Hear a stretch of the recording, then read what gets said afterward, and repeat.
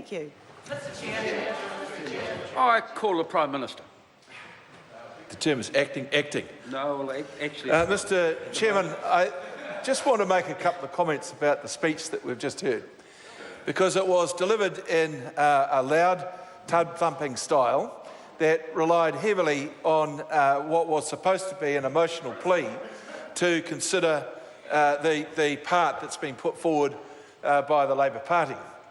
Mr Speaker, the first question I'd ask is, does that member bother to look at the processes that are available through the select committees and the questions that are available to facilities available to members to actually find out how many houses are being built in New Zealand at the present time, to notice what is the increase in the number of houses being built in New Zealand, to understand how many houses the government is actually building in New Zealand over and above the private sector, and then has she thought for a moment to consider why it is that developers are building houses that apparently people can't afford.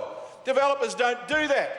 They build houses that people can afford, and if they're at an upper price, that frees up others in the market. It's how markets work, but it's not at all how the Green Party thinks. The reality is, when the calls are coming for get a plan, it's really saying we love sitting in a windowless building, listening to the misery of people and pretending that we care, because that's what it is, pretending. Anyone who votes against this bill today is just pretending that they care about people. They love that opportunity to get in front of the television and say, isn't it awful? Isn't it terrible? But they will not do a single thing to make it move.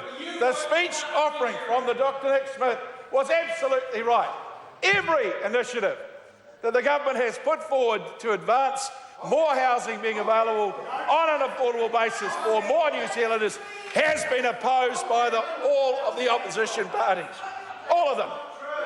So, Mr Speaker, Mr Chairman, I think that it would be worthwhile the Minister in the chair reiterating all of the facts that were in his contribution before, in the hope that they might sink in. Because the reality here is that no plan around housing can be delivered without the land. And this bill is about making the land available. And everyone knows if it's available, it will be built on. If it's available, it will be built on. And I just want to say to those people who get all excited about the average house price in Auckland, the average house price in Auckland, they're all saying, isn't that terrible, it's hit $1 million. Well, those people need to consider what averages are. They need to go and have a look at Trade Me, they need to go and have a look at New Zealand real estate, and actually have a look at where the vast majority of houses and the prices on them sit.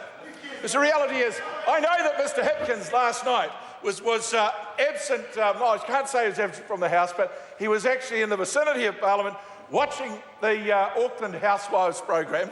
He was telling me about this morning, fascinated that one of them was considering buying a $7 million property and saying he loved their family. That's not reality. That's somebody else's dream. But that house will sell at that price, and it will affect the average that's paid for an Auckland house. It does not, though, reflect the average aspirations of people who simply want to live in a house and what they can afford to pay and what's available to them in the market. So all the impassioned plea that we got from the Speaker earlier, saying, please sit in a room, join with all the best brains, apparently they're all in the opposition, and come up with a plan for sorting out affordable housing. Without that land, that's not possible. And this bill, Mr Chairman, is about making that land available. Also, take issue with the commentary from Phil Twyford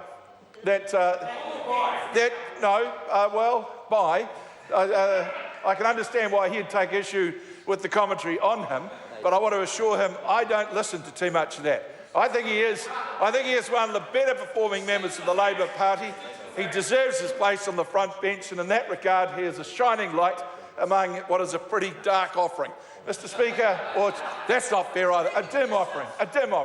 Mr Speaker, when he talks about the fact that Labor supports initiatives to increase housing in New Zealand, to increase the number of affordable housing in New Zealand, his argument falls over because they don't vote that way. Andrew Little.